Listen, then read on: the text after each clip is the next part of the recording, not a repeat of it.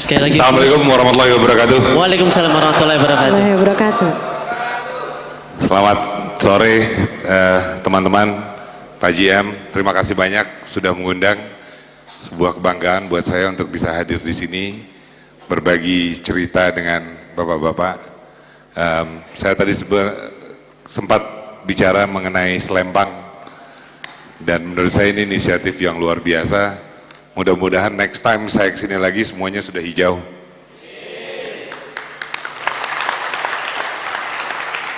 Karena kalau enggak Pak JM nggak pernah punya hijau katanya. Ya teman-teman, saya dari perusahaan yang merupakan supplier dari Bapak dan Ibu di sini. Tempat saya bekerja namanya GE, singkatannya General Electric. Walaupun kalau Bapak sering ke Jakarta saat ini banyak toko-toko yang pakai nama GE juga, tapi singkatannya Glodok Elektronik. Nah itu kami nggak berhubungan itu dengan mereka. Jadi di perusahaan yang sudah cukup tua, lebih dari 125 tahun. Kalau Bapak dan Ibu teman-teman pernah mendengar nama Thomas Alva Edison, beliau adalah pendiri dari GE. Di Indonesia sudah lebih dari 70 tahun. Bisnis kami selain pembangkit listrik, GE Power, dan distribusi listrik karena kami mengakuisisi Alstom, juga ada mesin pesawat. 80% pesawat yang beredar di Indonesia ini menggunakan mesin dari GE. Jadi statistik kita setiap 68 detik ada satu pesawat tinggal landas dengan menggunakan mesin GE.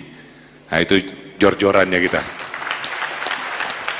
Dan bisnis lain ada peralatan rumah sakit, ada oil and gas, kemudian ada lokomotif. Kita punya joint venture dengan PT Inka untuk membuat lokomotif dulu. Diesel elektrik, jadi yang Jakarta, Surabaya, Jakarta, Jogja, Semarang itu menggunakan lokomotif dari tempat kita. Saya 21 tahun di GE. Saya memulai karir saya sebagai manajer junior untuk business development. Kemudian saya sempat pindah ke GE Lighting, salah satu produk GE yang paling tua, yang sayangnya sekarang sudah ditutup. Jadi ini menarik sekali melihat dunia yang berubah saat ini. Kemudian saya pindah ke GE Power, lalu saya di GE Energy, dan akhirnya saat ini di corporate sebagai CEO. Sudah 8 tahun, dan banyak cerita menarik dari sini yang mungkin ingin saya bagikan kepada teman-teman, baik itu kegagalan maupun keberhasilan maupun hal-hal yang saya pelajari dari dunia itu. Tapi sebelumnya saya ingin membawa teman-teman ke dunia yang kita hadapi saat ini. Saya boleh pinjam flip chartnya Bapak dan Ibu?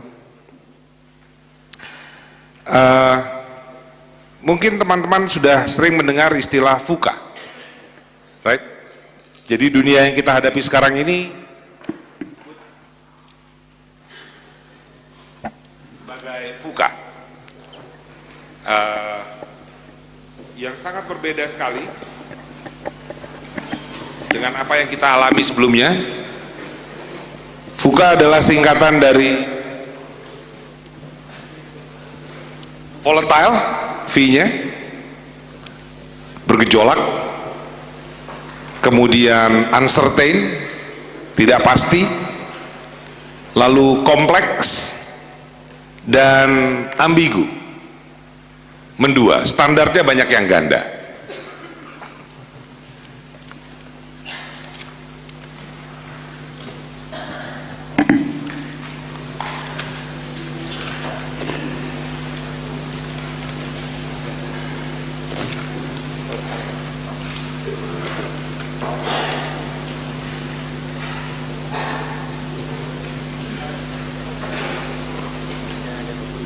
Boleh. Jadi volatile, kita selalu mendengar sekarang banyak pencemaran lingkungan, kemudian banyak sekali terorisme, kemudian banyak sekali berita-berita yang tidak menyenangkan. Lalu uncertain, tidak pasti. Untuk orang-orang yang melakukan bisnis seperti perusahaan kami di mana persaingan itu sangat ketat, maka ketidakpastian adalah nomor satu musuh yang kita hadapi. Karena kalau bisa bisnis itu harus banyak pasti. Jadi saya masih ingat zaman Orde Baru itu semuanya gampang sekali diprediksi, karena semuanya serba pasti. Ngafalin nama menteri aja gampang waktu itu. Sekarang susahnya setengah mati, baru dihafalin udah ganti lagi, baru dihafalin udah ganti lagi. Nah, lalu dunianya menjadi kompleks karena global. Isu yang satu berkaitan dengan isu yang lain, kemudian mempengaruhi banyak hal. Donald Trump berkelahi dengan Xi Jinping dari Cina, harga-harga kemudian naik di dunia. Lalu ambigu, banyak sekali standar ganda. Nah, ada dua hal yang membuat dunia ini menjadi VUCA saat ini. Dan menurut saya dalam 5 tahun terakhir ini, saya yakin bahwa ini adalah the new normal, teman-teman. Kita tidak bisa lagi berharap dunia seperti yang kita inginkan. This is the new normal. Karena memang akan begini terus. So we have to adapt. Kita yang harus melakukan adaptasi terhadap dunia yang seperti ini. Anak-anak kita nanti akan berhadapan dengan dunia yang seperti ini. Kemudian ada dua hal yang membuat kenapa VUCA ini semakin terus terjadi. Yang pertama adalah akselerasi teknologi yang tidak berhenti. Jadi kalau Bapak dan Ibu ingat, perubahan teknologi yang terjadi, makin kesini itu makin cepat. Mungkin masih ingat HP pertama yang Anda pakai? Tahun berapa kira-kira pakai HP? Ya pertengahan 90-an lah ya. Itu HP-nya masih Nokia dan sebagainya. Saya kebetulan dulu tugas di pedalaman Kalimantan. Jadi dikasih HP generasi pertama. Itu namanya Motorola. Itu sangene gede. Harus disandang. Dan karena berat, lalu talking time-nya itu cuma 30 menit. Charging time-nya 10 jam. Teman-teman saya orang keuangan selalu bilang, HP itu lebih merupakan liabilities daripada aset. Satu-satunya yang menguntungkan dari HP zaman itu adalah bisa jadi alat bela diri kalau diserang binatang buas itu. Sisanya nggak ada gengsi-gengsinya sama sekali pakai HP itu, harus disandang berat dan seterusnya. Kurang dari 20 tahun, HP menjadi sesuatu yang nggak bisa kita tinggalkan saat ini. Kita bisa ketinggalan dompet, nggak balik ke rumah, tapi ketinggalan HP pulang pasti. Selain banyak nomor telepon rahasia di situ, tapi komunikasi jadi tidak bisa terjadi kayaknya. Padahal dulu sebelum ada HP dunia aman-aman juga. Nah itu adalah salah satu akselerasi teknologi yang kemudian membuat kita tidak dapat lepas darinya. Lalu internet, right? Internet itu, Anda pakai internet tahun berapa? 90-an akhir barangkali, awal 2000? Ya kan? Saya masih ingat pakai internet pertama awal 90-an itu.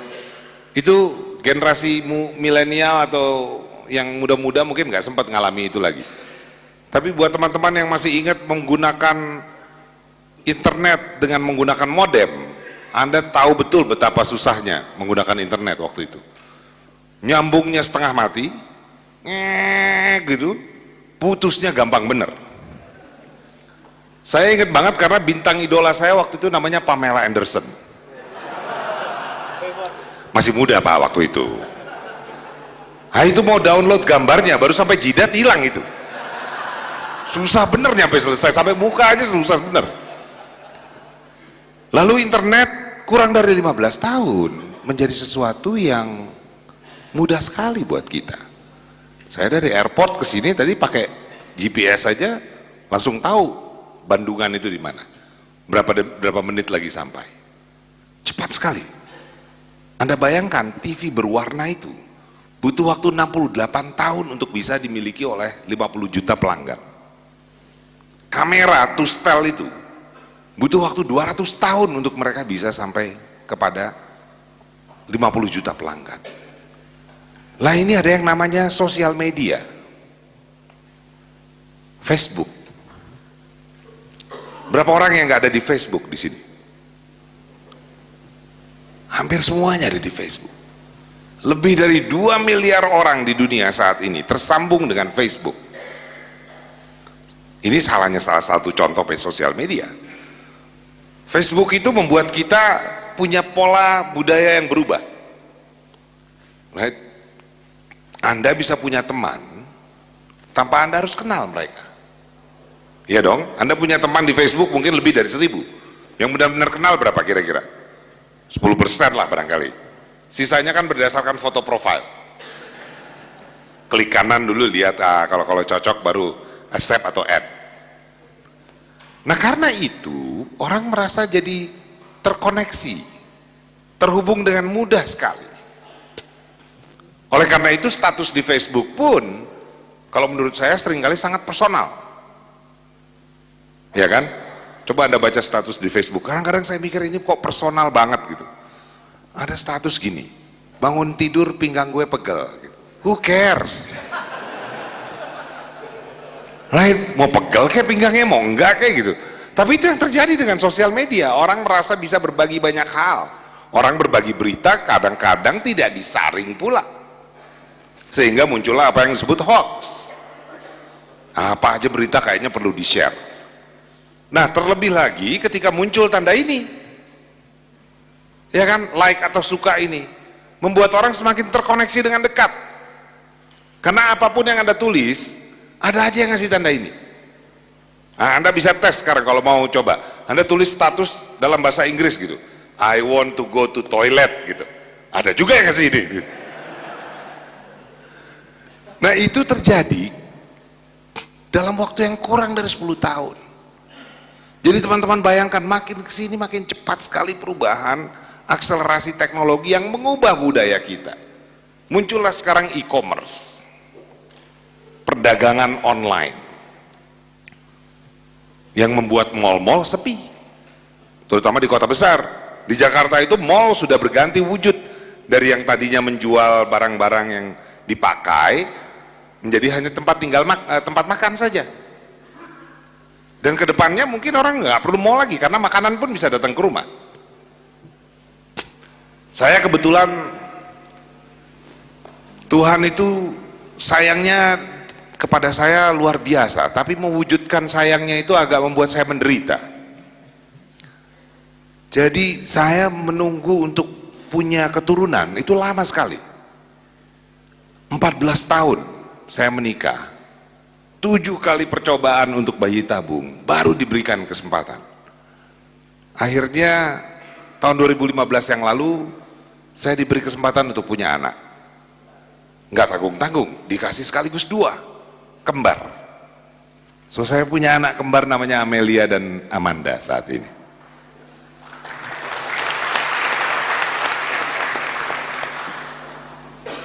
Hampir nggak pernah beli di toko kebutuhannya, semuanya via online oleh istri saya. Change the world. Nah, apa yang terjadi dengan hal ini membuat kita kemudian menjadi punya pertanyaan berikutnya, pemimpin seperti apa yang kita butuhkan? PLN distribusi Jawa Tengah ini ke depan butuh pemimpin seperti apa yang bisa berhadapan dengan dunia VUCA ini? Driver kedua yang juga tidak kalah pentingnya adalah makin melajunya globalisasi. Sebanyak mungkin orang melakukan proteksionisme saat ini, secepat itu pula globalisasi makin mewabah. Nah, dalam dunia global ini setiap negara ternyata saling berkompetisi. Tiap negara berkompetisi. Setiap tahun itu ada daftar yang menunjukkan tingkat daya saing satu negara dibandingkan dengan negara lain. Pak, apa perlunya kita mengetahui tingkat daya saing negara kita? Ah, ini dia masalahnya. Karena ternyata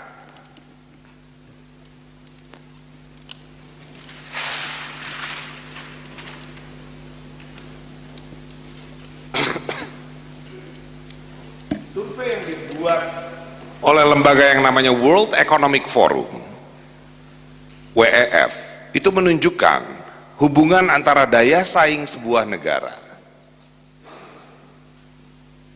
sangat berhubungan dengan tingkat kemakmuran suatu negara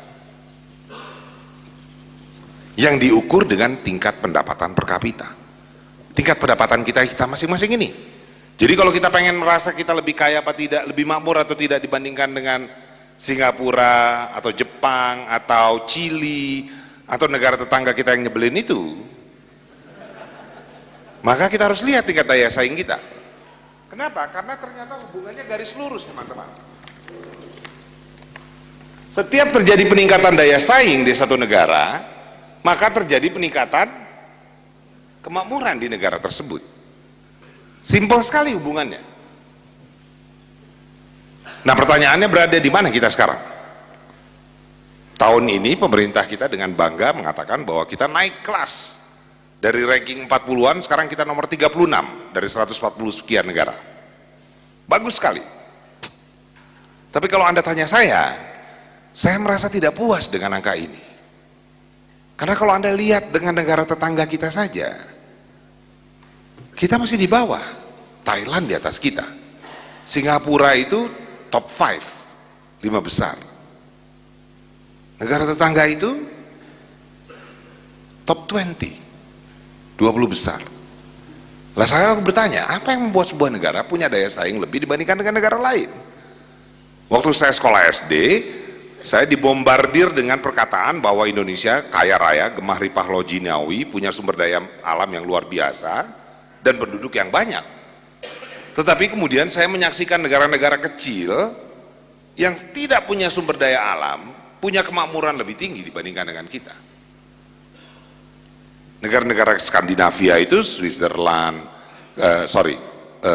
Swedia, Norwegia, Islandia yang main bolanya kemarin hebat itu lebih makmur dibandingkan dengan kita. Padahal hampir zero sumber daya alamnya. Singapura hampir nggak punya sumber daya alam dan orangnya sedikit, tapi daya saingnya tinggi. Jadi ternyata bukan sumber daya alam yang menyebabkan sebuah negara memiliki daya saing. Lalu apa? Coba kita lihat negara yang namanya Switzerland, Swiss. Negara ini 5 tahun berturut-turut menjadi negara yang punya daya saing paling tinggi di dunia. Dan tingkat kemakmurannya juga paling tinggi di dunia. Apa produk Swiss yang Anda kenal? Jam, apalagi? Coklat. Apa? Bang, keju. Ya kan? Nah ini agak-agak berlawanan dengan kemampuan negaranya. Coba Anda lihat sekarang misalnya, coklat. Itu nggak tumbuh di Switzerland, coklat. Bagaimana mungkin negara yang tidak mampu menumbuhkan coklat menjadi salah satu pengekspor coklat terbesar di dunia? Lalu mereka punya pisau yang namanya Victorinox itu. Teman-teman yang suka mendaki gunung itu pasti kenal yang namanya Victorinox itu. Mendunia produknya, mereka nggak punya Krakatau Steel di sana. Lalu apalagi? Bank. Kita kan pengennya naruh duit di bank yang polisinya banyak gitu loh, yang jagain banyak, logikanya begitu. Di Switzerland hampir nggak ada polisi. Orang kecil negaranya kalau lihat di peta itu kan kecil sekali di tengah-tengah Eropa. Saking kecilnya 2 kali perang dunia nggak pernah diajak gitu. Palang merah terus benderanya kan palang merah. Lalu jam. Nah ini coba, satu hari kalau misalnya Anda ke Swiss atau ke Swiss lagi, coba jalankan apa yang saya sarankan ini. Carilah toko jam paling besar. Kalau ada tulisan Uher itu berarti toko jam. Belagaklah punya duit yang gak ada batasnya, Pak. Karena kalau malu-malu gitu diusir. Jadi kita harus punya duit banyak gitu kesannya. Masuk bilang I wanna buy watch. Nanti akan ada orang bawa nampan itu. Bawa nampan yang ditawarkan adalah jam yang berbagai-bagai. Yang pertama ditawarkan yang fiturnya banyak. Talinya bisa diputar macam-macam, kemudian diganti macam-macam, pencetannya banyak dan seterusnya. Kalau kita konversi harganya itu kurang lebih dengan kurs saat ini mungkin sekitar 15 juta sampai 60 juta rupiah. Anda harus bilang no. That's not my class. Lah ya kan duitnya tadi nggak ada batasnya. Kalau Anda bilang, gila ini mahal banget, diusir. Kurang bonafit katanya. Ya kan, jadi harus merasa punya duit yang nggak ada ini. Kenapa? Karena kalau Anda bilang gitu, maka ada lagi yang nawarkan. Datang pelayan kedua, mereka akan menawarkan nampan yang jam itu isinya adalah yang mereknya terkenal. Rolex, apalagi Panerai, Omega, Richard Mille, apalah pokoknya itu. Itu kalau kita konversi harganya mungkin dari sekitar 50 juta sampai 500 juta rupiah. Kembali Anda harus bilang gitu. No. That's not my class. Kenapa? Karena kalau Anda bilang kayak gitu, Anda akan dibawa ke sebuah ruangan yang nggak semua orang boleh masuk ruangan itu. Jadi ini pengalaman yang sangat istimewa kalau Anda dibawa ke ruangan itu. Namanya presentation room. Itu ruangan kurang lebih sebesar yang di depan inilah. Anda didudukkan di sofa yang enak sekali, lampunya digelapkan, lalu ada 2 orang bawa peti ke depan Anda, kotaknya dibuka, lalu keluarlah tongkat hidrolik dari dalamnya, dan jamnya ada di sini. Disorot pakai lampu dari ujung sana, lampunya dari GE.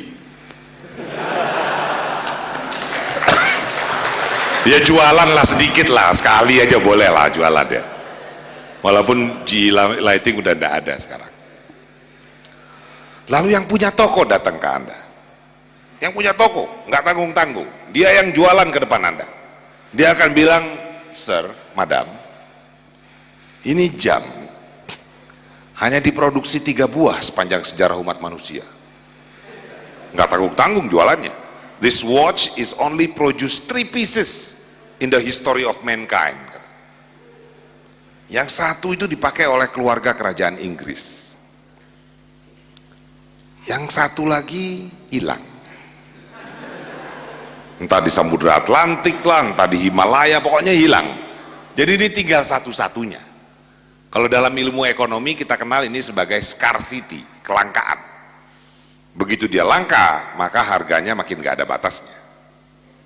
Nah kalau Anda pengen tahu harganya berapa, karena waktu itu saya pengen tahu sekali, siap-siap lompat dari sofa yang enak itu. Karena begitu saya nanya dengan masih gaya belagu waktu itu, how much? Itu kalau kita konversi harganya sekitar 10 miliar rupiah. 600.000 US dollar kan sekitar 10 miliar sekarang, 9 miliar. Saya lompat dari kursi, kemudian saya bilang, sampean gendeng mas gitu. Lalu dia bilang, loh kenapa? Begini, saya bilang. Ini kalau dikonversi ke kurs negara saya namanya 10 miliar. 10 billion rupiah. Dengan duit sebanyak itu, saya bisa sewa 2 orang jalan di belakang saya selama 24 jam berbulan-bulan untuk ngasih tahu saya sekarang jam berapa. Ya kan? 10 miliar, nggak perlu pakai jam Pak kemana-mana Pak. Kalau saya masuk sini satu pojok sana, mau nanya jam tinggal 2.15 bos, oke. Bisa juga suruh dorong-dorong kursi roda dia. 10 miliar untuk jam. Switzerland nggak jual jam teman-teman, right? Mereka tidak jual jam. Apa yang dia jual? Prestis, kelangkaan. Karena kalau cuma jam, apa yang Anda butuhkan dari jam? Penunjuk waktu, benar. Saya punya teman namanya Mr. Lee, orang GE dari Shenzhen, dari China. Mr. Lee, dia selalu pakai jam palsu. Mereknya Rolex. Beneran pakai D, bukan R, bukan. Dan selalu kita ledekin dia setiap kali datang. Lee, mbok ya beli jam yang bener gitu. Kita tuh malu kamu pakai jam mereknya Rolex ini. D-nya gede pula lagi hurufnya. Tapi dia selalu bilang no worries, this is Rolex made in Shenzhen. Nah satu hari kita makan dengan customer, kebetulan orang Swiss customernya. Sepanjang makan itu nggak lepas matanya dari jamnya Mr. Lee, dilihat aja ini. Nggak tahan dia tanya ke Mr. Lee, Mr. Lee ini jamnya Rolex. Dia bilang, no, this is Rolex made in Shenzhen. Problem bener nih Mr. Lee. Sudahlah palsu, bangga pula lagi.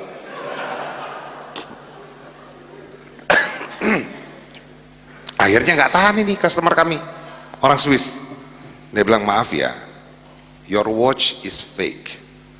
Jam tangan bapak ini palsu. Ini bisa dituntut ini. Mr. Lee santai aja, dia bilang. Jam saya mungkin palsu, my watch probably fake katanya. But the time is real.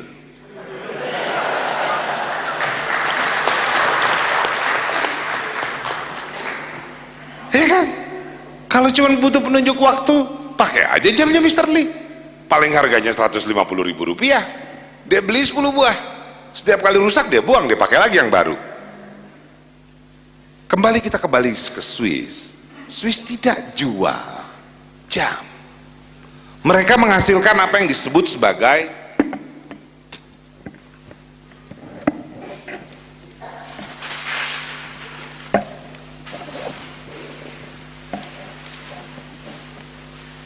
kalau kami di bisnis itu, kalau setiap kali kita melakukan segala strategi mampu ditiru oleh kompetitor, maka ujung-ujungnya kami akan mengeluarkan apa yang namanya strategi harga, right? Price. Biasanya kalau kita sudah mengeluarkan strategi harga, maka tingkat keuntungan kita berkurang, marginnya berkurang. Marginnya berkurang, kami nggak mampu lagi bikin training yang bagus, kami nggak mampu lagi bikin inovasi yang baik, kami tidak mampu lagi meng-hire orang-orang yang berkualitas. Artinya kita akan ada berada di daerah sini. Ini daerah yang dianggap kita berjualan komoditas, berkelahi habis-habisan, sehingga disebut Red Ocean, daerah yang berdarah-darah. Sementara kalau orang-orang yang berjualan tanpa batasan harga tadi, mereka berjualan value, nilai yang dia jual, baik itu prestis, gengsi misalnya, atau kelangkaan, atau kenyamanan, atau apapun lagi. Di dunia ini ada merek tas namanya Hermes, bacanya Herme, yang sangat dicintai oleh para wanita dan dibenci para lelaki. Harganya itu 150 juta rupiah satu tas. Saya lihat di Tanggulangin ada tas yang mirip-mirip kayak gitu, nggak terlalu jelek juga gitu. Itu beda harganya antara bumi dan langit. Lah kenapa bisa laku tetap? Kenapa Rolex jam itu yang dipalsukan ratusan ribu buah, perusahaannya nggak rugi? Ada perusahaan namanya Louis Vuitton, jualan tas, baju dan sebagainya, dipalsuin di seluruh dunia, tetap laku. Value. Sama seperti kopi. Anda kenal toko kopi namanya Starbucks itu? Ya, kopi-kopi yang dari luar itulah, Starbucks, Coffee Bean dan sebagainya. Itu harganya mahal sekali ya. Kalau Anda tanya sama saya itu enak apa enggak kopinya, ya mungkin generasi muda akan berbeda dengan saya gitu. Tapi kalau saya bilang itu nggak terlalu enak. Kalau Anda pengen tahu kopi yang enak di mana, kita pergi ke ujung Pulau Sumatera. Itu dari Loksmawe ke Banda Aceh. Kalau Anda naik mobil, di pinggir-pinggir jalannya itu banyak kedai jualan kopi. Berhentilah satu hari di situ. Begitu turun dari mobil, you can smell bau kopinya yang luar biasa. Kopinya itu kental dan kadang-kadang ditaburi bubuk bahagia di atasnya.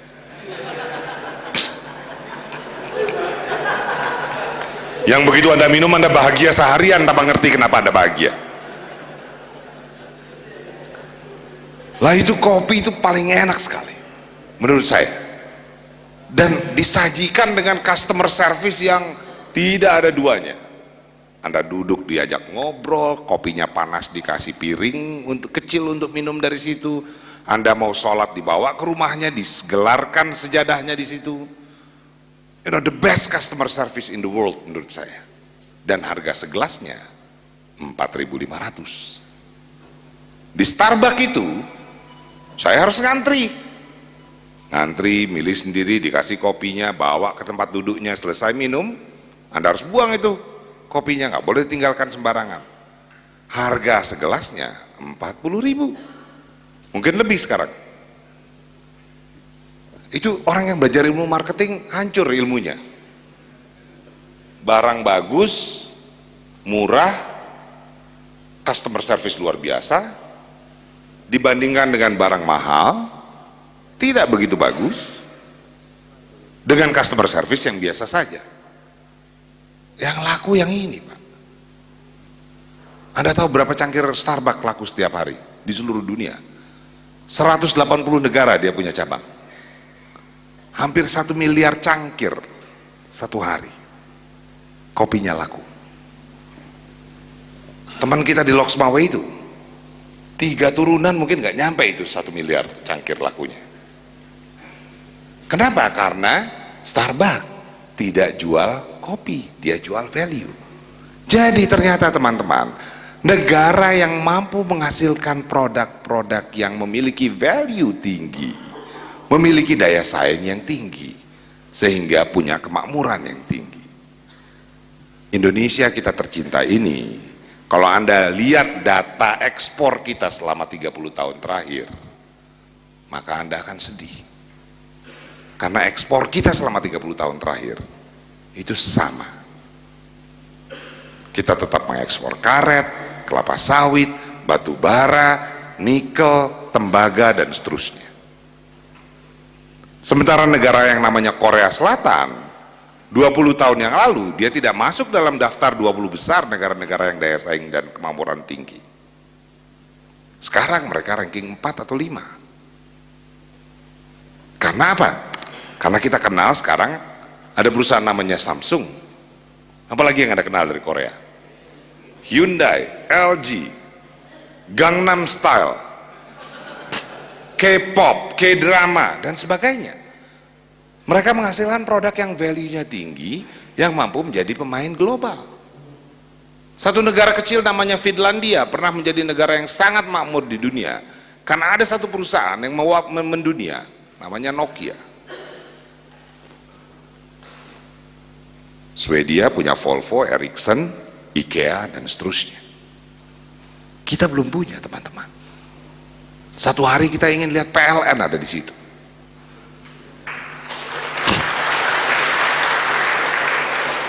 Perusahaan-perusahaan yang seperti ini hanya bisa menjadi pemain global jika mereka memiliki sumber daya manusia yang juga menjadi pemain global. So we go to the next question dari pembicaraan awal kita di FUKA tadi. What kind of a leader do we need? Pemimpin seperti apa yang kita butuhkan sekarang? Mungkin belum sekarang akan terjadi peningkatan PLN luar biasa.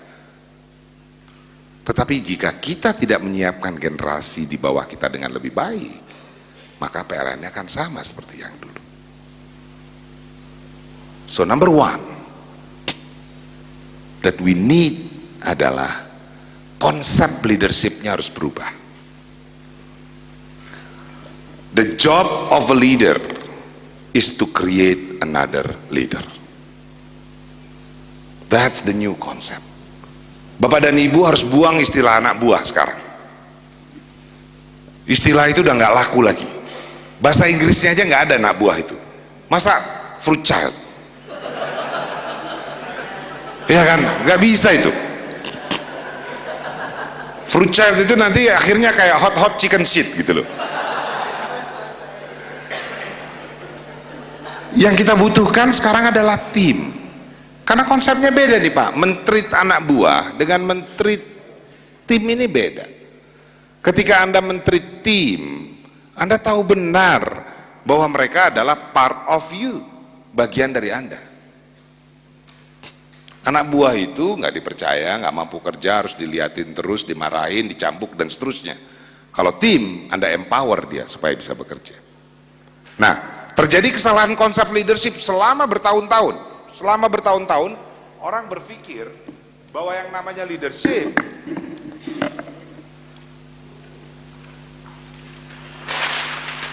adalah melulu tentang leader.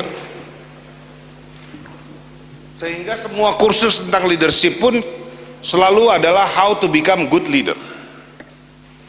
Nggak ada yang mau kursus kalau misalnya judulnya how to become good follower. So ketika orang bicara kepemimpinan, leadership, orang hanya bicara satu bulatan ini, yaitu leader.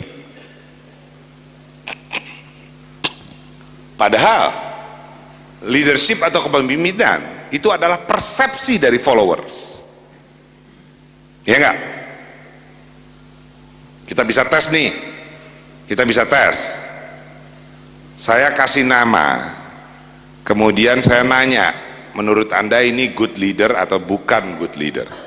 Oke? Coba saya tanya. Anda kenal orang namanya Adolf Hitler, Nazi itu?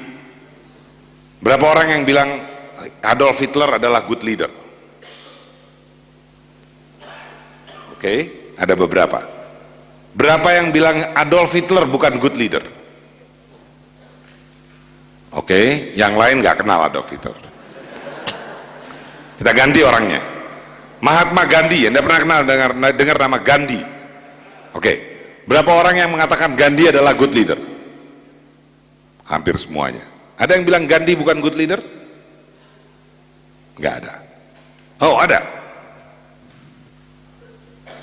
Kita masuk dalam negeri sekarang. Insinyur Soekarno, Bung Karno, good leader berapa orang? Yang bilang not good leader ada? Oke, masih ada. Pak Harto, good leader berapa orang? Oke, not good leader? Nggak apa-apa, sekarang nggak akan hilang Anda kalau ngangkat tangan, nggak apa-apa. Dulu emang agak bahaya kalau misalnya ngangkat tangan.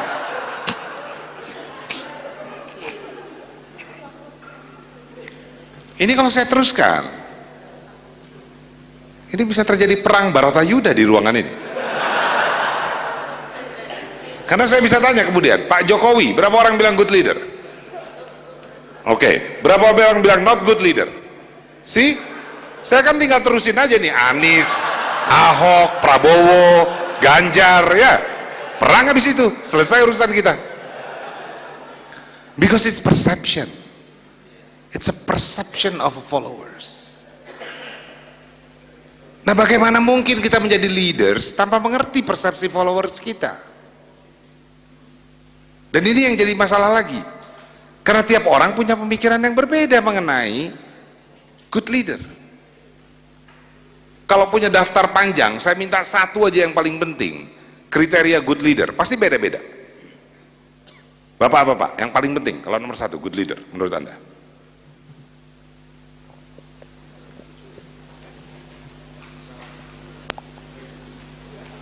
Kenapa Pak? Bisa menggerakkan orang. Oke, Mbak. Good leader.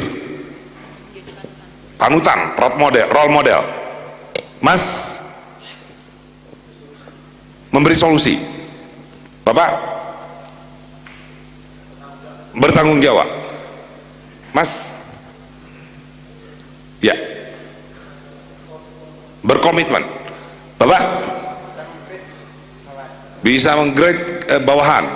Area Cilacap, Bapak, integritas. Ibu, bisa jadi beda-beda ya, iya kan? Kalau dibikin 10 daftar tentu ada yang sama, tapi kalau yang nomor one itu yang biasanya muncul di kepala kita duluan sebelum waktu memberikan persepsi kan, itu beda-beda. Nah, sekarang bayangkan misalnya saya adalah leaders, misalnya ditaruh di sini nih. Buat saya yang penting untuk jadi good leaders itu adalah visi. Bener, boleh nggak itu? Boleh banget dong, ya kan? Nggak ada salahnya.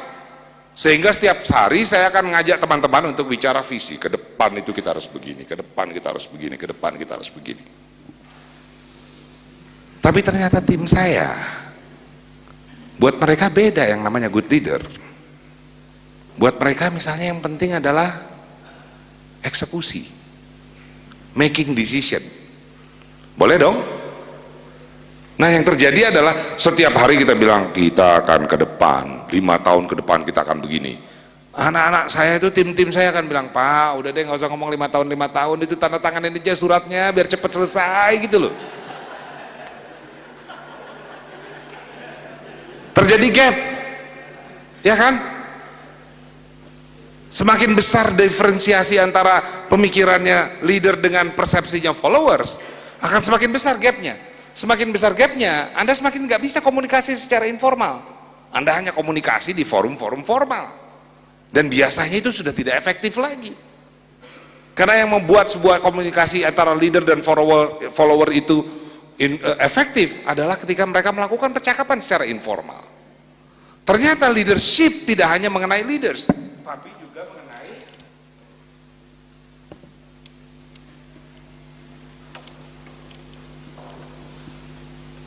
followers dan situation.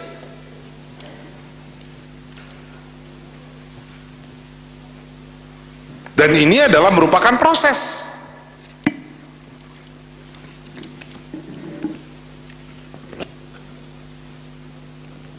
Yang sangat dinamis. Setiap leader saat ini, Anda harus tahu followersnya. Karena zamannya one leader, many followers, one instruction, everybody follow, itu udah nggak begitu berlaku lagi saat ini. Walaupun mungkin di militaristik harus terjadi seperti itu, tetapi di sebuah organisasi perusahaan, followers punya banyak pilihan.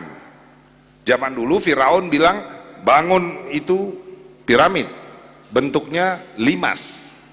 Ada yang bilang, Pak kenapa nggak bulat? Mati orangnya langsung. Ya kan? Angkat batu ini, nggak mau ngangkat dicambuk, ngikut followersnya, nggak banyak pilihan. Now Anda punya banyak pilihan sebagai followers, dan sebagai leaders Anda juga sebagai followers sekaligus. Mau sampai presiden director pun Anda followersnya dari pemegang saham. So we need to learn about how to become good followers. Begitu juga dengan situasi. Different situation, different way of leading. Anda melit tim di Sumatera Utara sana yang orang ngomongnya nggak bisa pelan gitu, dengan ngelit tim yang ada di Jogja di mana waktu tidak berguna di situ, itu sangat berbeda. Situasi melit tim yang lagi bersemangat dengan tim yang lagi ambruk moralnya sangat berbeda. Oleh karena itu leader dituntut untuk mampu adaptif, mengikuti apa yang ada.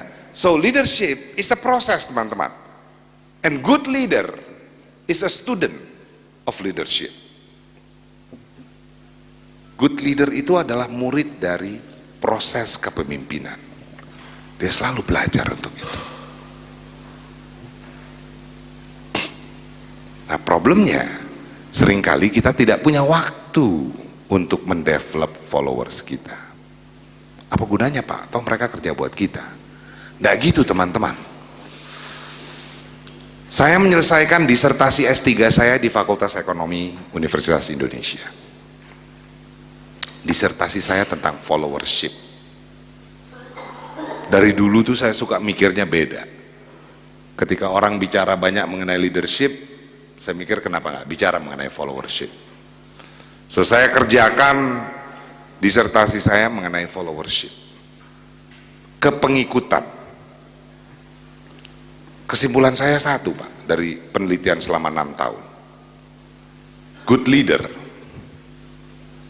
with bad followers will become bad leaders.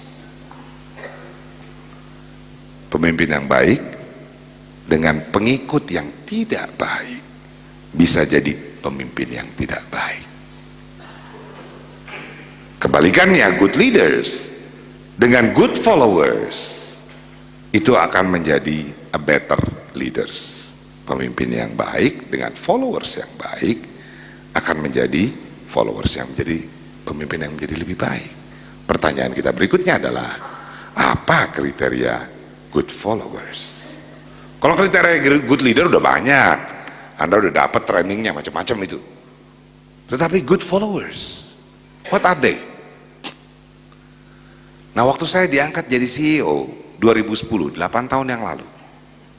Media pada nanya waktu itu, Pak Henry, kenapa sesudah 70 tahun GE di Indonesia, baru sekarang ada orang Indonesia, produk Indonesia diangkat menjadi CEO di Indonesia. Teman-teman, saya bangga benar menjadi orang yang disebut sebagai produk Indonesia. Karena saya produk Indonesia betul-betul. Kedua orang tua saya nggak sempat sekolah. Beliau berdua dari Payakumbuh, dari pedalaman Payakumbuh, merantau ke Pekanbaru sampai akhirnya di Jakarta. Saya tumbuh besar di perkampungan Betawi, yang tiap setahun hujan 3 kali, banjir rumah kami 3 kali. Sampai saya SMA, baru kami bisa punya rumah yang lebih layak. Saya sekolah di SMA Lab School, Rawamangun. S1 saya di Bogor, IPB. Ada teman-teman dari IPB? Kami ini institut fleksibel banget loh. Jadi biasanya di mana aja ada biasanya. Saya ngasih ceramah di pajak, ada orang IPB. Saya pikir kapan kita belajar pajaknya di IPB gitu. S2 saya dari IPMI, Institut Pengembangan Manajemen Indonesia. Itu dual degree dengan Monash University. Sekolahnya di Kalibata, walaupun ijazahnya ada 2. Tapi MC itu biasanya suka nggak pede kalau nyebutin CEO yang nggak sekolah di luar negeri. Jadi seringkali saya dibilang lulusan Monash University. Ya punya sih ijazahnya. Tapi kalau ketemu orang yang lulusan Monash beneran gitu, kayak Pak Sakti itu kan dari Kerten ya. Ada yang lulusan Monash University itu kadang-kadang kan suka nanya gitu. Hey, which campus are you from? Agak bingung jawabnya. Kalibata? S3 saya dari UI. 21 tahun karir saya di GE dan 4 tahun sebelumnya di perusahaan lokal. Hampir semuanya dihabiskan di Indonesia. Saya sempat memegang Asia Pasifik, base-nya tetap di Jakarta. Saya sempat ditugaskan di New York, tapi balik lagi di Jakarta. Jadi saya tumbuh dari keluarga Indonesia, pendidikan Indonesia, bergaul dengan teman-teman dari Indonesia, bekerja di perusahaan dengan customer dari Indonesia. I am a product of Indonesia.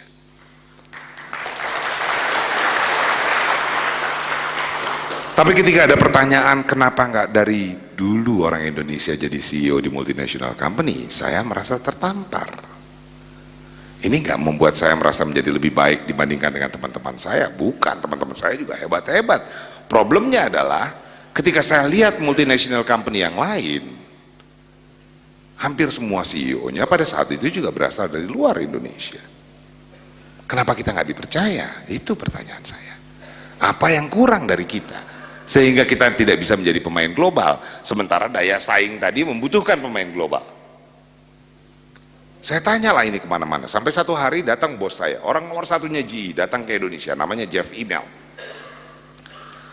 Saya jemput dia dari airport, perjalanan airport ke hotel, saya punya waktu berdua dengan dia di mobil. Saya tanya, Jeff, kenapa nggak dari dulu lu pilih orang Indonesia jadi CEO di sini? Yang kurang dari kita apa? Di luar dugaan saya, dia sangat semangat dengan pertanyaan itu. Dia bilang, Henry, tim Indonesia ini luar biasa katanya. Ini studi kasus ya, artinya yang terjadi di tempat saya belum tentu bisa digeneralisir kepada teman-teman di sini ataupun perusahaan lain. Saya hanya berbagi cerita yang saya tahu. Dia bilang tim Indonesia itu luar biasa. Tiap kali kita kasih target, kalian selalu berusaha mencapai dan sering kali juga dicapai. Tiap kali kita kasih instruksi, kalian lakukan dengan baik. Tiap kali kita minta apapun dari kalian, kalian selalu jawab yes. Kalian ini jago bener untuk jawab yes. But that's the problem. You are not good untuk bilang no. Saya pikir-pikir gitu ya, sama bos bukannya bilangnya yes ya. Bilang no gitu dimutasi kita habis itu.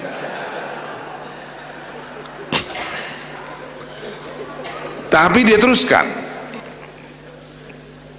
Dia bilang, Henry, orang-orang yang cuma bisa bilang yes, tapi tak mampu memberikan input, tak mampu memberikan feedback, tak mampu memberikan ide, ini adalah orang-orang yang doers, pekerja.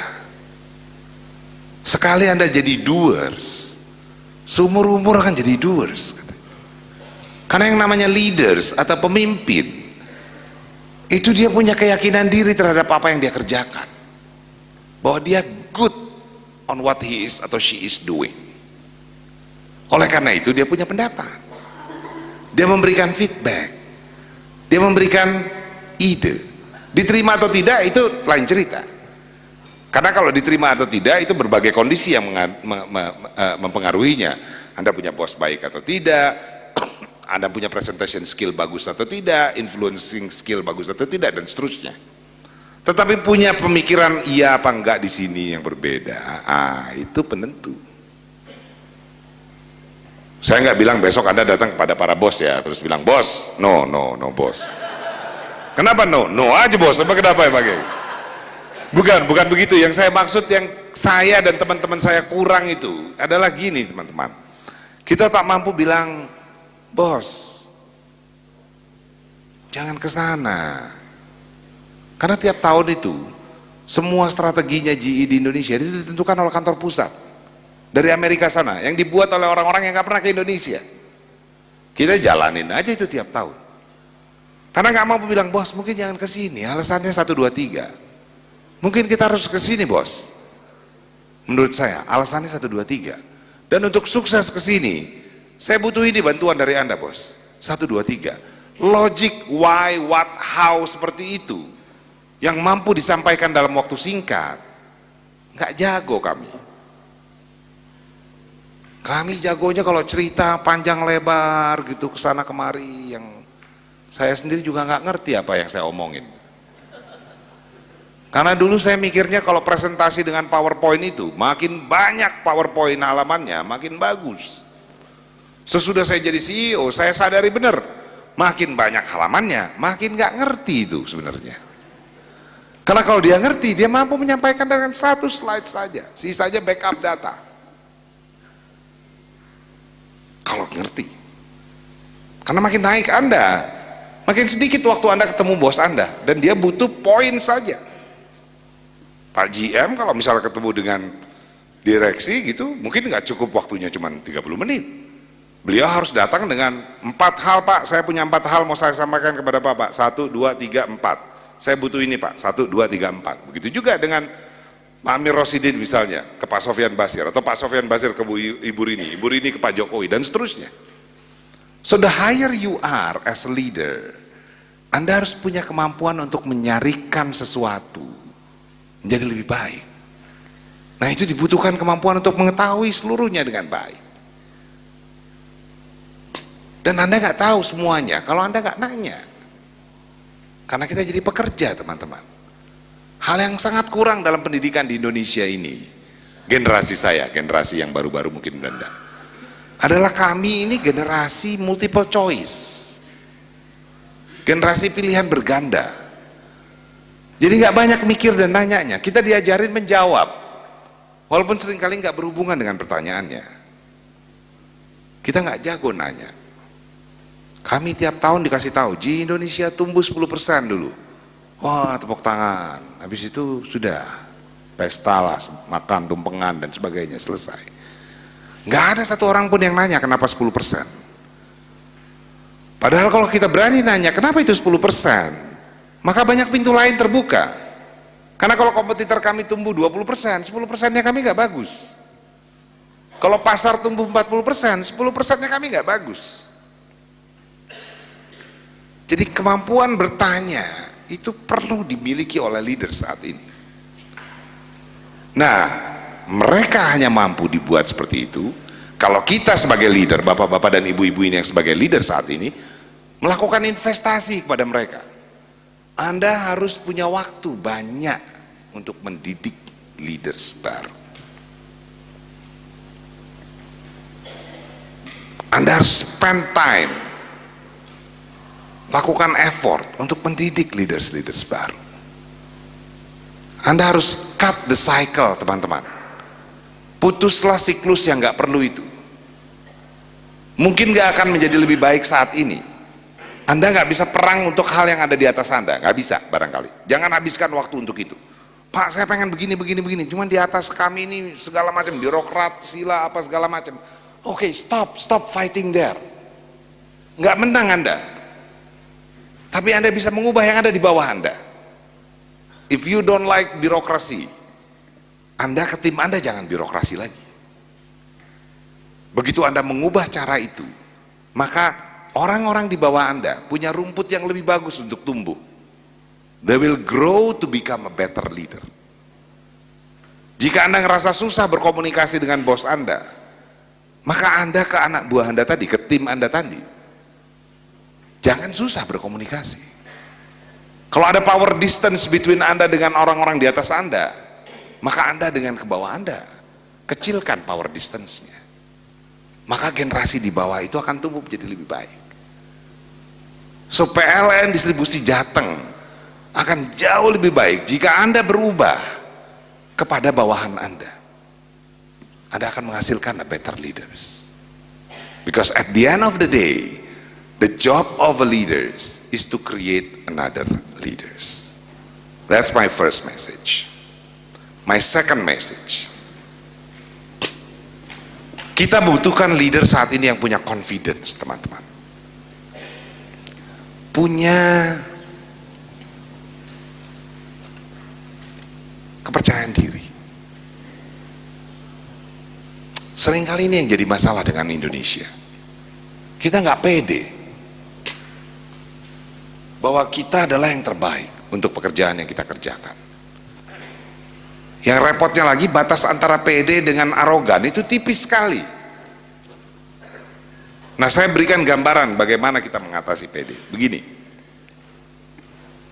kembali saya cuma bisa cerita-cerita saya. Saya diangkat jadi CEO umur 40 tahun. Waktu itu CEO termuda. Proses pengangkatannya lucu, karena saya nggak ngelamar, saya nggak ikut fit and proper test dan seterusnya. Waktu itu tuh jabatan saya adalah sales untuk pembangkit listrik wilayah Asia Tenggara. Satu hari saya ada di Hanoi, sedang jualan dengan PLN-nya Vietnam. Saya punya tiket pulang sorenya. Tiba-tiba dibilang sama sekretaris saya, Pak, Bapak nggak boleh pulang nanti malam, Pak. Loh, kenapa? Saya bilang, di Hanoi itu lagi ada orang nomor 2-nya di sana, orang nomor 2 GE, kayak Pak Sarwononya Anda lah barangkali. Dan dia minta Bapak pulang bareng dia besok, katanya.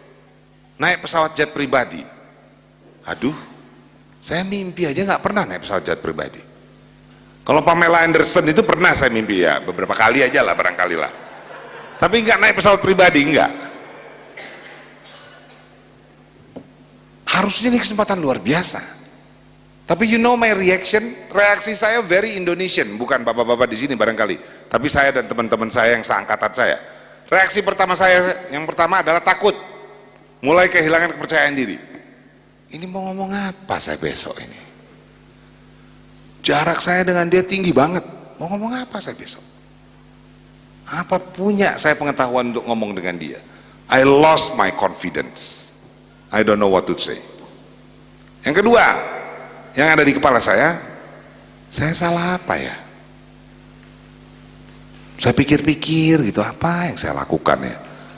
Lalu saya ingat 6 bulan yang lalu pernah diundang ke acara seperti ini, tapi global gitu. Lalu orang nomor satunya pidato, Jeff Immelt itu pidato mengenai emerging market, pasar masa depan. Saya duduk paling belakang. Dia bicara, salah satu contoh pasar masa depan adalah Indonesia. Entah kenapa saya di belakang angkat tangan, teman-teman. Mungkin Allah pengennya saya angkat tangan, saya juga nggak ngerti kenapa. Anda kan nggak sering-sering angkat tangan kalau Pak Sofyan Basir pidato gitu loh. Nah, saya ngangkat tangan itu. Dia sampai melotot, berhenti ngelihat ke saya. Kenapa katanya? Saya bilang, mohon maaf ini, saya sudah kerja 12 tahun. 13 tahun saya sudah kerja. Itu dari dulu saya dengar Indonesia sebagai pasar masa depan terus. Menurut saya mungkin pendekatannya harus diubah, bos. Karena kalau pendekatan pasar masa depan, semua yang kami minta datangnya masa depan juga. Kita butuh investasi baru, masa depan. Kita butuh local leaders menjadi menjadi global leaders, nanti dikasihnya. Coba lihat the Japanese, the Koreans. Mereka nggak jadikan Indonesia pasar masa depan, mereka langsung terlibat dalam pembangunannya. Jadi kita harus bikin Indonesia sebagai the now market. Saya ingat dia cuma bilang, terus pidato lagi. Selesai dia pidato, semua teman-teman saya yang kenal saya ngerubungin saya tuh, nyalamin saya. Wah Andri selamat ya, lo kapan dipecatnya gitu loh. Yakin bener saya bakalan dipecat. Saya juga yakin bakalan dipecat waktu itu. Ternyata nggak dipecat. Sampai 6 bulan kemudian di Hanoi itu. Jadi Anda bisa bayangkan betapa gundahnya perasaan saya malam itu. Karena saya mulai mikir, mungkin besok ini nih. Saya telepon lah istri saya gitu, saya cerita gitu. Cuman istri saya itu orang Surabaya, bonek woman gitu loh. Jadi dia direct aja ngomongnya. Saya cerita panjang lebar itu dia cuma bilang, halah mas, mbok ya tidur malam ini, besok nikmatin itu pesawat jet pribadi. Lah iya sih, tapi kan bukan itu yang saya harapkan saya dengar gitu. Tapi ya itulah istri saya, probably that's the reason why I love her. Ini kalau di videoin tolong ya, kalau ditaruh di YouTube bagian itu dijelaskan. Nah, malam itu nggak tidur saya teman-teman. Pagi-pagi saya bangun udah di depan airport. Jam 8 pintu pesawatnya dibuka, saya masuk. Itu Gulfstream 5. 16 seaters, 16 tempat duduk, 8 baris. Yang tengah itu 4-nya dijadikan sofa, ada TV, macam-macam lah, luxurious sekali. Saya masuk ke sana kan saya ngerasa saya siapa tuh orang Indonesia gitu ya. Jalan ke belakang, duduk paling belakang gitu, deket toilet. Nah yang saya nggak tahu di pesawat itu penumpangnya ternyata cuma 2. Hanya saya and the boss. Orang Italia namanya Nanni Becali Bertolocci. 8.15 dia masuk, orangnya tinggi besar. Dia lihat saya duduk di belakang. Dia hardik saya dengan bahasa Inggris logat Itali, kayak di film-film mafia itu. Hey Henry, what are you doing at the back? Gitu kan kalau nonton film Itali kan. Cuman problemnya kalau habis itu kan mereka tembak-tembakan atau tusuk-tusukan kan. Jadi dia minta saya pindah ke depan. Susah payah saya jalan, duduklah sebelah dia di depan. Begitu saya udah siap mau dengar apa yang dia mau ngomong, itu nggak ngomong. Dia minta kopi, dia minta koran, dia baca koran. Saya pikir ini orang mempermainkan perasaan saya sama sekali. Sehingga the next reaction yang saya punya adalah ya, kembali, tipikal orang Indonesia kan, ngambek lah saya. Oh nggak mau ngomong, jadi nggak mau ngomong. 4,5 jam nggak ngomong, gua jabanin 4,5 jam nggak ngomong. Take off lah pesawatnya. Begitu selesai take off, dia lipat korannya gitu, dia tepuk pundak saya. Ini masih ingat sekali saya gambaran ini. Lalu dia bilang, Henry, what do you think if I make you to become CEO of GE in Indonesia now? Bagaimana menurutmu kalau hari ini kamu saya jadikan CEO GE Indonesia? Gitu. Itu kan kayak kesambar geledek teman-teman. Kondisi psikologi saya di sini gitu ya, beritanya di sini. Jadi yang keluar dari mulut saya cuman good. Salah satu jawaban paling bodoh mungkin yang saya pernah beri.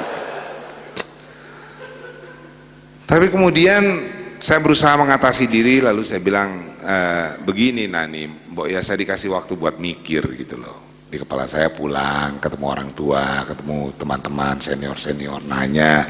Lalu beberapa hari kemudian saya telepon lagi dia. Saya bilang, of course, kamu boleh mikir katanya. Saya mau tidur dulu 2 jam. I will sleep for 2 hours. Nanti kalau saya bangun kita ngomong. Tidurlah dia. Tinggallah saya dengan 2 jam itu. Tapi mungkin ini salah satu 2 jam terbaik dalam hidup saya. Karena saya seperti berkaca, ngelihat diri saya sendiri, nanya jawab. Kenapa gue mesti takut ya? Ini orang minta saya mengerjakan sesuatu yang harusnya saya lebih baik dibandingkan dia, pastinya lah. Orang dia ke Indonesia setahun cuma sekali. Saya besar di Indonesia, saya kenal customernya di Indonesia. Saya tahu benar kalau banjir jalanan bawa barangnya tetap supaya di deliver bagaimana caranya. Why I'm afraid? Kenapa saya melihat perubahan ini sebagai ancaman? Bukan sebagai peluang. Terus proses itu sekitar 1 jam saya lakukan. Sampai akhirnya saya sampai kepada satu kesimpulan, teman-teman. Manusia, kita ini seringkali secara sadar atau tidak sadar, itu membangun batas di sekeliling kita. Membangun pagar. Daerah di belakang pagar itu adalah daerah yang kita nyaman betul. Di luar pagar ini mikir pun nggak mau kita, karena resikonya besar di situ. Orang akan bikin salah bisa di situ.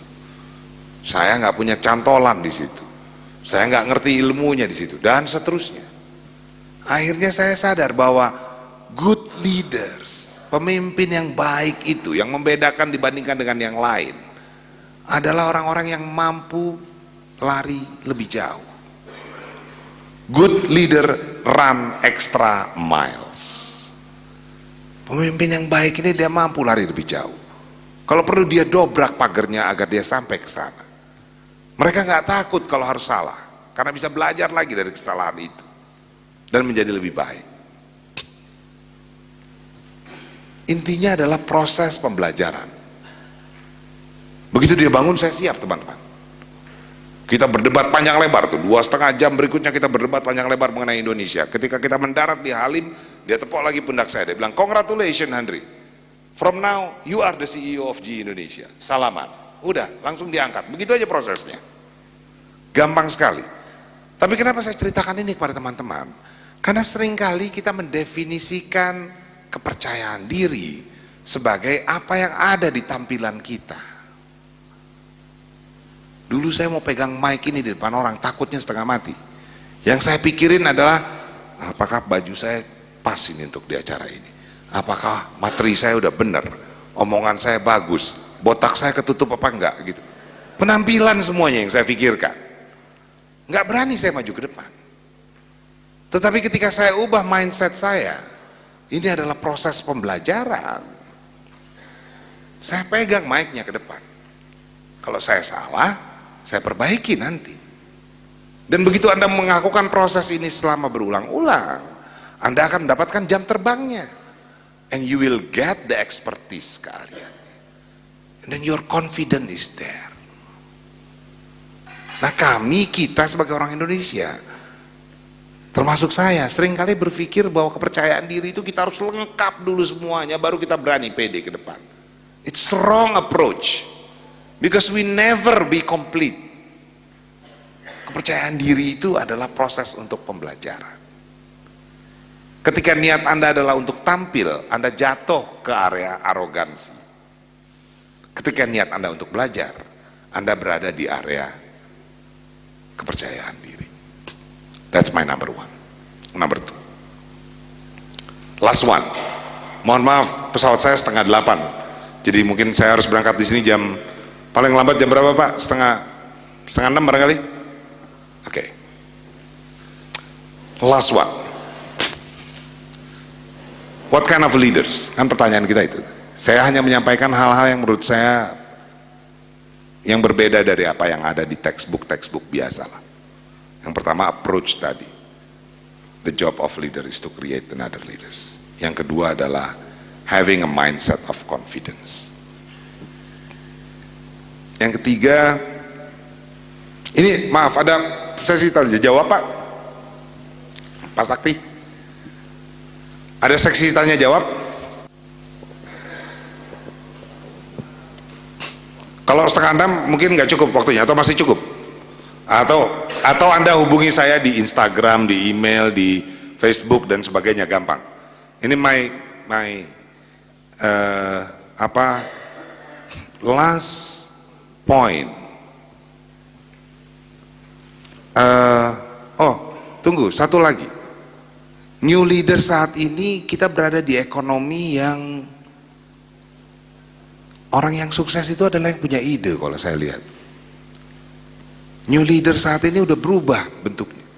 Dulu tuh pekerja keras, tegas, kuat. Kemudian ketika dia dapat itu ya dia harus kelihatan sosoknya gitu. Sekarang kalau Anda lihat, Steve Jobs, Bill Gates, William Tanujaya yang punya Tokopedia itu, Ahmad Zaki dari Bukalapak, Nadiem Makarim dari Gojek, Anthony dari Grab.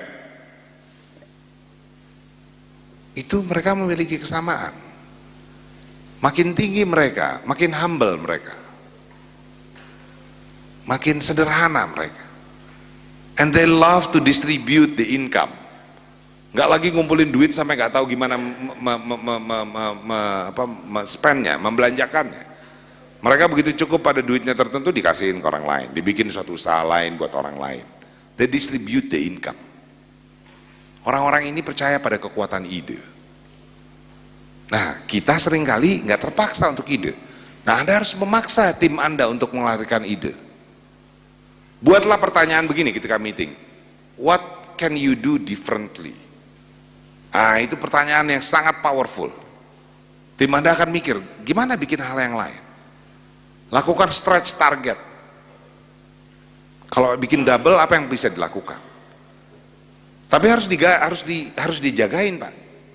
Ini saya lihat banyak sekali tim muda di tempat saya itu sekarang usia rata-ratanya 36 tahun untuk leaders, 34 tahun.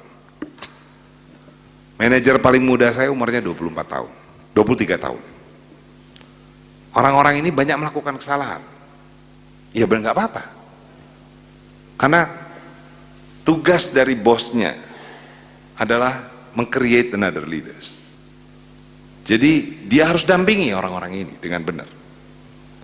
Prinsip kita sekarang adalah hire the best people, train them like a hell, sudah itu siapkan panggungnya dengan baik. Kami mempromosi anak-anak, banyak anak-anak muda. Hal yang dilakukan Pak GM di sini juga. Karena bukan berarti yang tua nggak perlu, enggak. Tetapi blending ini diperlukan saat ini, karena organisasi butuh flexibility. Karena dulu tuh ada aturan nggak tertulis di tempat kami, nggak tahu di tempat bapak-bapak dan ibu-ibu di sini.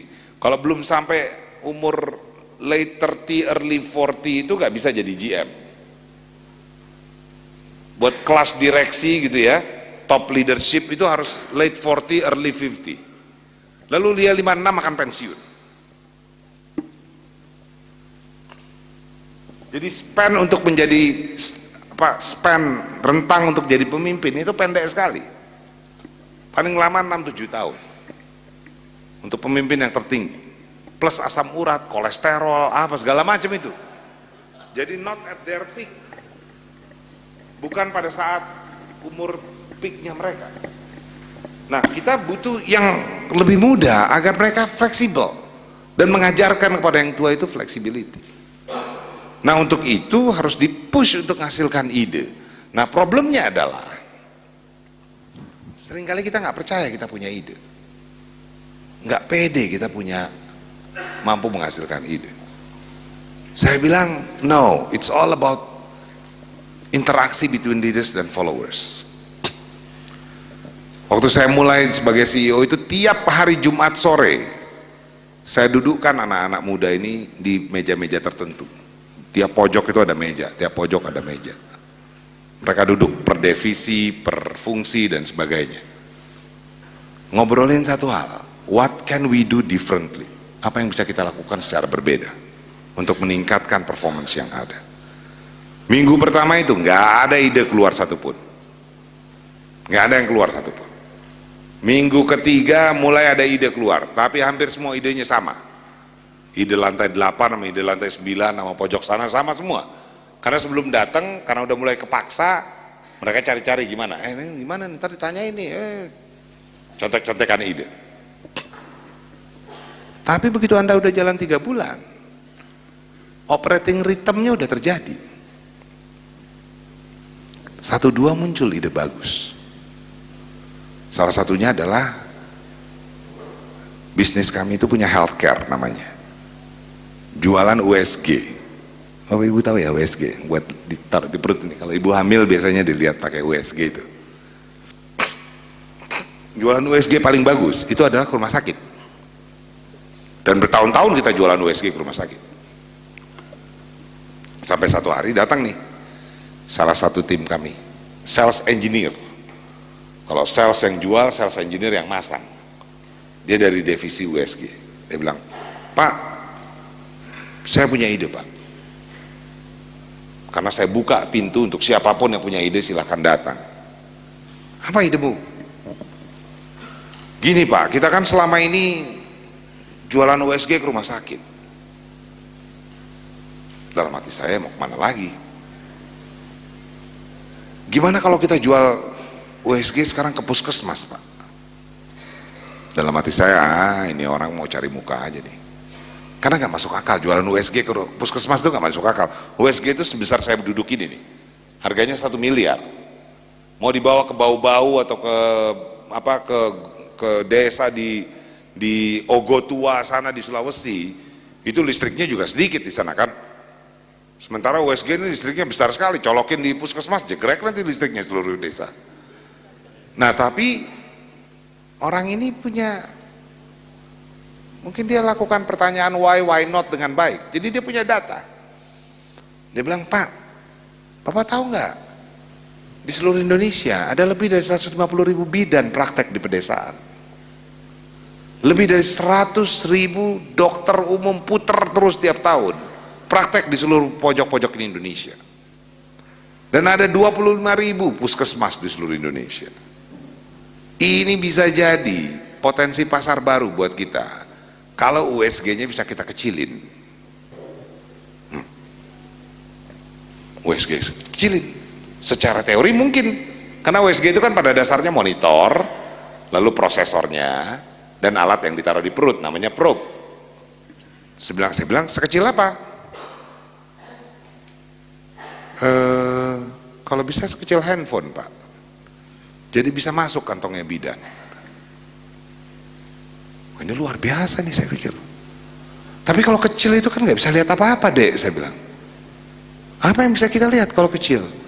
Ah gini Pak, di pedesaan itu tingkat kematian tertinggi itu adalah ibu dan anak ketika proses kehamilan dan melahirkan. Jadi kalau USG-nya bisa ngelihat bayinya sungsang atau tidak, terikat tali pusar atau tidak, atau ada orang sakit ginjal ada batu atau tidak, itu udah membantu Pak. Yang sederhana kayak gitu aja katanya. Wah ini ide yang luar biasa. Pekerjaan leader berikutnya adalah memperjuangkan ide yang luar biasa itu. Saya bawa itu ke atasan saya, digamparin kiri kanan karena nggak ada di bukunya. Bikin USG kok kecil gitu. Tapi ternyata saya sudah dijelaskan. Gampang aja itu Pak, yang susah cuma satu ternyata. Ngejelaskan sungsang dalam bahasa Inggris itu. You know the baby, sangseng, you know. Begitu dapat dananya kita bikin itu prototipenya. Lalu kita bawa ke BNI waktu itu, masih zamannya Pak Gatot dirutnya. Dia bilang, Dri, ini kalau lo bisa bikin di bawah 30 juta, kita siapkan dananya agar bidan bisa beli dalam 2 tahun. Jadi Pak, ketika kita buat itu produk dan disebar ke seluruh Indonesia, itu ada rasa yang enak di sini. It's not only about business. A good idea is about to contribute something, not only to our company, but to society. Jadi ide itu perlu. Dan setiap orang punya kesempatan untuk bikin ide ketika Anda mulai paksa dia. So itu yang ketiga. Last one adalah daya tahan, resiliensi. Di zaman yang VUCA ini orang yang resilience, yang daya tahannya kuat menghadapi gempurannya, dia yang bertahan. Teman-teman saya duduk di kursi roda ini sudah lebih dari 30 tahun. Umur saya masih 17 tahun waktu itu. Ketika dokter kemudian memvonis saya punya kanker kelenjar getah bening yang tumbuh di tulang belakang saya. Kami bawa ke dokter, ke orang pinter, nggak tahu lah berapa itu IQ-nya orang. Tapi ternyata Allah pengennya bikin saya nggak bisa jalan. Jadi pada satu sore sesudah berbulan-bulan saya nggak sekolah, ibu saya manggil saya, nak, ayo kita sholat asar. Kamu jadi imam. Saya bilang sama ibu saya, ma, aku jalannya udah goyang ini. Lalu dia bilang, nggak apa-apa, ayolah jadilah imam. Jadilah saya imam sholat asar itu. Ketika saya ruku di rakaat kedua, saya jatuh. Dan itu adalah hari terakhir saya bisa berdiri, saya bisa berjalan. Ketika kejadian itu terjadi, saya merasa dunia gelap. Saya marah pada Tuhan. Saya marah pada semua hal. Saya frustrasi luar biasa. Saya mengurung diri di kamar berhari-hari, gak mau ketemu orang. Sehingga akhirnya ayah saya dobrak pintu kamar itu. Kemudian ayah saya buka jendela. Dia duduk di sebelah dipan saya dan bilang, "Nak, ayah hanya ingin menyampaikan satu hal, papa hanya ingin menyampaikan satu hal.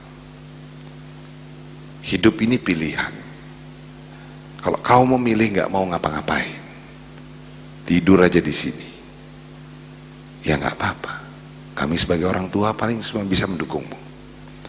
Tapi kalau itu pilihanmu, seumur hidup kau akan selalu merasa sedih, karena kau akan selalu bandingkan hidup kau dengan orang lain. Dan setiap kali kau lihat orang lain mampu melakukan sesuatu yang dulu kau mampu lakukan, kau akan sedih. Ada pilihan kedua, nak. Itu seperti mendorong mobil di jalanan yang terjal. Gak boleh berhenti, karena kalau berhenti mobilnya turun lagi. Harus terus didorong. Kalau kau capek nggak apa-apa, pelan tapi tetap dorong, jangan berhenti. Dulu kau suka manjat tebing, nggak mungkin orang manjat tebing di kamar ini. Kau suka main teater, nggak cukup lapangan rumah kamar ini untuk orang main teater. Kau suka nangkap kupu-kupu, nggak masuk kupu-kupu itu banyak-banyak ke kamar ini untuk ditangkap. Sudah, habis itu beliau pergi ke kantor. 10 menit sesudah itu saya keluar dari kamar. Saya bilang pada ibu saya, "Ma, saya mau sekolah, tolong panggilkan taksi." Sejak hari itu saya dorong mobil saya. Susahnya setengah mati, teman-teman. Tapi kalau saya nggak berani dorong itu, nggak sampai saya di sini. Nggak mungkin saya bisa lihat lagi kampung saya di Payakumbuh itu. Nggak mungkin saya bisa lihat Lombok, New York, Paris, Gorontalo, dan seterusnya. Karena untuk naik pesawat aja susah aja setengah mati. So teman-teman, setiap orang pasti punya kesusahannya. Anda pasti punya kesusahan masing-masing. Dan ada bagian kesusahan yang hanya dibuat oleh Allah untuk Anda sendiri, untuk dihadapi. Berhentilah berharap orang lain mengerti apa yang Anda susahkan, karena nggak bakalan. Satu-satunya cara adalah menghadapinya. Ketika Anda berani hadapi itu, maka ada sebuah kekuatan yang diberikan oleh Yang Maha Kuasa yang tidak diberikan kepada semua orang. Kekuatan itu adalah kekuatan memantul balik, yang akan membuat Anda memantul tinggi ketika Anda dihempaskan ke bawah. Jangan pernah takut pada kesusahan yang Anda hadapi. Apapun itu, jangan pernah menyerah. Selamat mendorong mobil Anda. Thank you.